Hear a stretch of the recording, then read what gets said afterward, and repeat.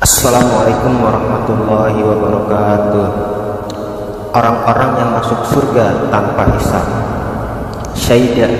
Sayyidatina Asma radhiyallahu anha berkata, aku mendengar baginda Rasulullah sallallahu alaihi wasallam bersabda, pada hari kiamat semua orang akan dikumpulkan di suatu tempat. Suara yang diumumkan oleh malaikat pasti akan terdengar oleh semua orang.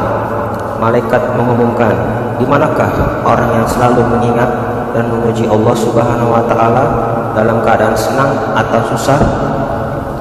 Mendengar pengumuman itu, sekelompok manusia berdiri dan masuk surga tanpa hisab. Lalu malaikat mengumumkan lagi, di manakah orang yang sibuk beribadah pada malam hari dan menjauhkan diri dari tempat tidurnya? Sekelompok manusia bangun dan masuk surga tanpa hisab.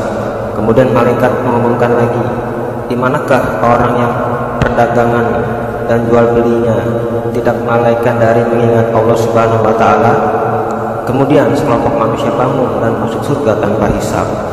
Kisah ini juga diriwayatkan dalam hadis lain dengan tambahan bahwa akan diumumkan penduduk masyar akan melihat siapakah orang yang mulia. Kemudian akan diumumkan lagi, mereka adalah orang yang kesibukan perdagangannya tidak menghalangi dia dari mengingat Allah Subhanahu wa taala dan dari mendirikan salat. Dari kitab Durrul Mansur.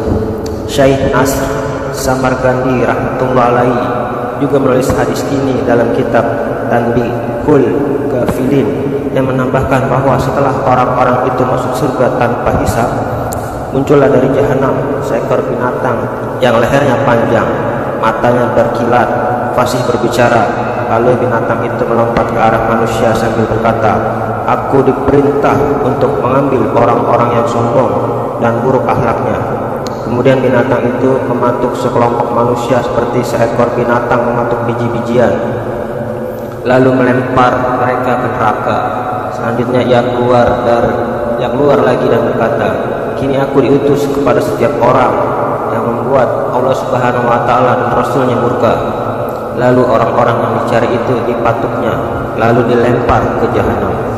Kemudian ia muncul lagi dan mematuk orang-orang yang suka menggambar dan melukis makhluk hidup. Lalu orang-orang yang dicari itu dipatuknya, lalu dilempar ke jahanam. Setelah ketiga golongan itu masuk neraka, barulah hisab dimulai. Diceritakan pada zaman dahulu, setan dapat dilihat oleh mata manusia. Seseorang berkata kepada setan, beritahukan kepadaku bagaimana caranya agar aku dapat menjadi seperti dirimu. Setan berkata, sampai hari ini tidak ada seorang pun yang bertanya seperti itu kepadaku. Apa maksudmu? Orang itu menjawab, hatiku menginginkannya. Setan berkata, caranya bermalas-malaslah dalam salat dan bersumpahlah sehendakmu, baik benar maupun dusta. Orang itu menyahut, demi Allah, aku berjanji tidak akan bermalas-malasan dalam sholat dan tidak akan bersumpah. Sahut setan, sungguh aku belum pernah berbicara dengan orang seperti kamu. Aku berjanji, sekali-kali aku tidak akan lagi menasihati seseorang manusia pun. Sayyidina Ubay radhiyallahu anhu berkata, baginda Rasulullah sallallahu alaihi wasallam bersabda, berilah kabar gembira kepada umat ini, mereka akan mendapatkan kemuliaan, kehormatan, kedudukan di muka bumi serta kemenangan agama. Namun mereka yang menggunakan agamanya demi tujuan dunia tidak akan mendapatkan apa-apa di akhirat. Dari kitab At-Targhib wa Tarhib. Baginda Rasulullah sallallahu alaihi wasallam bersabda, aku pernah melihat zat Allah yang maha indah. Allah Subhanahu wa taala berfirman kepadaku, wahai Muhammad, apa yang diperbincangkan oleh para malaikat? Aku menjawab, aku tidak tahu ya Allah. Lalu Allah Subhanahu wa taala menurunkan keberkahannya di dadaku sehingga dadaku terasa sejuk, dan dengan keberkahannya itu Allah Subhanahu wa taala memperlihatkan seluruh alam ini di depan mataku. Kemudian dia berfirman, kini jawablah tentang apa yang diperbincangkan oleh para malaikat itu. Aku menjawab, mereka berbincang-bincang tentang hal-hal yang meninggikan derajat,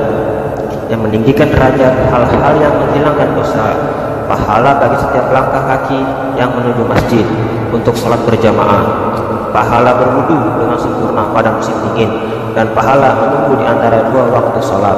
Barang siapa benar-benar memperhatikan hal itu, mereka akan hidup dalam keadaan terbaik dan akan mati dalam keadaan terbaik.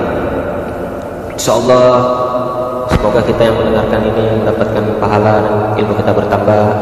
Mudah-mudahan kita dapat menjadi orang-orang yang masuk surga tanpa hisab dengan menjaga amalan salat. Insyaallah, demi kesempurnaan majlis kita tutup dengan kepada majlis. Subhanallah bihamdihi, subhanallah bihamdika, astaghfiruka wa atubu ilaik. Wassalamualaikum warahmatullahi wabarakatuh.